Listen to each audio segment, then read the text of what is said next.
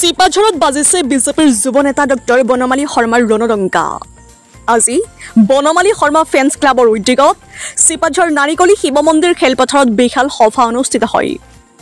চিপাঝাৰ সমষ্টিৰ বিভিন্ন অঞ্চলৰ সহস্ৰাধিক সমৰ্থকে বনমালী শৰ্মা জিন্দাবাদ ধ্বনিৰ আকাশ বঁটা মুখৰিত কৰি তোলে।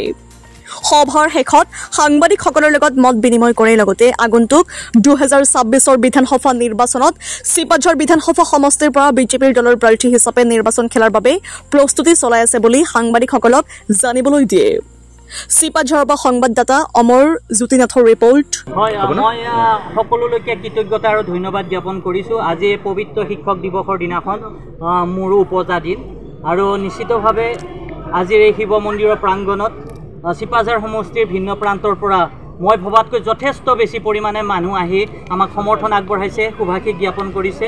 মই প্ৰতিগৰাকী চিপাঝাৰবাসী ৰাইজক কৃতজ্ঞতা আৰু ধন্যবাদ জ্ঞাপন কৰিছোঁ। আৰু নিশ্চিতভাৱে আপোনালোক সকলোৱে জ্ঞাত হৈছে বিগত সময়ছোৱাত ইলেক্ট্ৰনিক মাধ্যমেই হওক, বাতৰি কাকতেই হওক, নতুবা সামাজিক মাধ্যমত মোৰ নামটো বিশেষভাৱে চৰ্চাত আহিছে। চিপাঝাৰ সমষ্টিৰ 2026 চনৰ বিজেপিৰ ভাবি প্ৰাৰ্থী হিচাপে মই প্ৰতিগৰাকী 2,08,888 গৰাকী ভোটাৰৰ মই কৃতজ্ঞতা আৰু ধন্যবাদ জ্ঞাপন কৰিব বিচাৰিছোঁ। তেখেতসকলে আগবঢ়াই দিয়াৰ কাৰণে হয়তো আজি এই পৰিৱেশটো ক্ৰিয়েট হৈছে। নিশ্চিতভাৱে সকলো আমাৰ যুৱ প্ৰতিনিধিয়ে হওক বা সকলো স্তৰৰ মানুহ যদি একত্ৰিত হয়, চিপাঝাৰক আমি যিটো লক্ষ্যত উপনীত কৰিব বিচাৰিছোঁ আমি সেই লক্ষ্যত উপনীত হ'ব পাৰিম। আৰু মই সংবাদ মাধ্যমৰ প্ৰতিগৰাকী কৰ্মকৰ্তাকো কৃতজ্ঞতা আৰু ধন্যবাদ জ্ঞাপন কৰিছোঁ। আপোনালোকে সমাজলৈ এই বাৰ্তাটো ল'বলৈ আগবাঢ়ি আহিছে। নিশ্চিতভাৱে সকলোৱে যদি সহযোগ কৰে চিপাঝাৰক আমি এক অনন্য মাত্ৰা দিয়াৰ ফালে আগবাঢ়ি আছোঁ।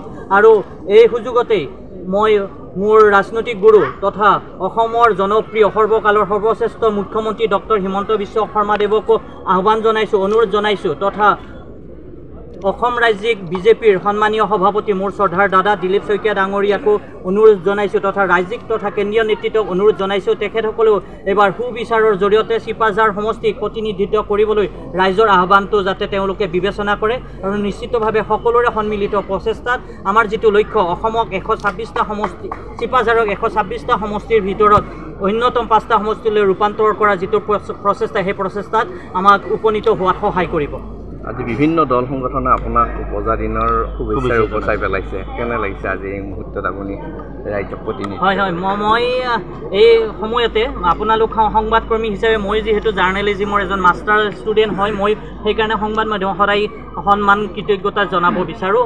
মই দেখিছোঁ যে ফেচবুক চাব নোৱাৰা অৱস্থা হৈছে, হোৱাটছএপ চাব নোৱাৰা হৈছে। সকলো স্তৰৰ মানুহে এইবাৰ মোৰ জন্মদিনটো যোৱা ৰাতিৰ পৰাই চেলিব্ৰেট কৰিছে। আজি আপোনালোকে দেখিছে মই প্ৰতিগৰাকী ব্যক্তিক যিসকলে হোৱাটছএপ ছ'চিয়েল মিডিয়াৰ জৰিয়তে হওক নতুবা ফোনৰ জৰিয়তে মেছেজৰ জৰিয়তে শুভাশীষ জ্ঞাপন কৰিছে, কৃতজ্ঞতা আৰু ধন্যবাদ জ্ঞাপন কৰিছোঁ। আৰু ই এক শুভ বাৰ্তা বুলি ক'ব পাৰি সমাজৰ কাৰণে। দেখা গৈছে যে বৰ্তমান যিগৰাকী বিধায়ক আছে তেওঁ কৈছে যে বনমালী শৰ্মা কোনো দলীয় সভা সমিতিত উপস্থিত নাথাকে বা দলীয় কাম কাজত নিৰ্বাচন আহিলে আহে বুলি কৈছে। নিৰ্বাচনৰ সময়ে সময়ে ওলাই আহে নহয়, তেনেকুৱা কোনে কি কৈছে সেইটো আমাৰ লুক আফটাৰ কৰাটো ভাল কথা নহয়। মই কেণ্ডিডেট হিচাপে আকৌ বেলেগ এজনক বেয়া বুলি কোৱাটো আমাৰ মনে নকয়, সেইটো নকওঁ। তেখেতৰ বিচাৰধাৰাৰে তেখেতে কৈছে, কিন্তু আমাৰ যিটো কৰ্ম আমি কৰি গৈছোঁ ৰাইজে সেইটো দেখিছে। আৰু পাৰ্টীয়ে টিকট দিয়ে কিন্তু ভোটাৰে জয়ী কৰায়। এতিয়া ভোটাৰ ৰাইজে বিচাৰিছে, আমি পাৰ্টীক সেইটো আহ্বান কৰিছোঁ।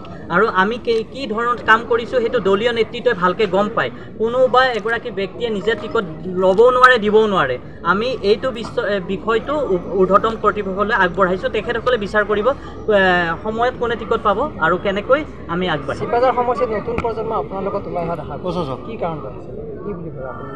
চাওক, আমাৰ চিপাঝাৰত যথেষ্ট হিউমেন ৰিচোৰ্চ আছে, মানৱ সম্পদ আছে। তেখেতসকলক এটা ভাল শৃংখলিতভাৱে যদি আমি আগবঢ়াই নিব পাৰোঁ, চিপাঝাৰৰ যিটো সম্পদ অকল মানৱ সম্পদ বুলি নহয়, বাকী ছেক্টৰ যিবোৰ ৰিচোৰ্চ আছে সেইবোৰক যদি ভালকৈ ইউটিলাইজ কৰিব পাৰোঁ ভৱিষ্যতে, তেওঁলোকে এটা সপোন দেখিছে যাতে যুৱ প্ৰতিনিধিৰ জৰিয়তে আমি সেইটো চিপাঝাৰক এক মাত্ৰা দিব পাৰোঁ। সেই সপোন সাকাৰ কৰাৰ কাৰণে হয়তো তেওঁলোকে নিস্বাৰ্থভাৱে আগবাঢ়ি আহিছে।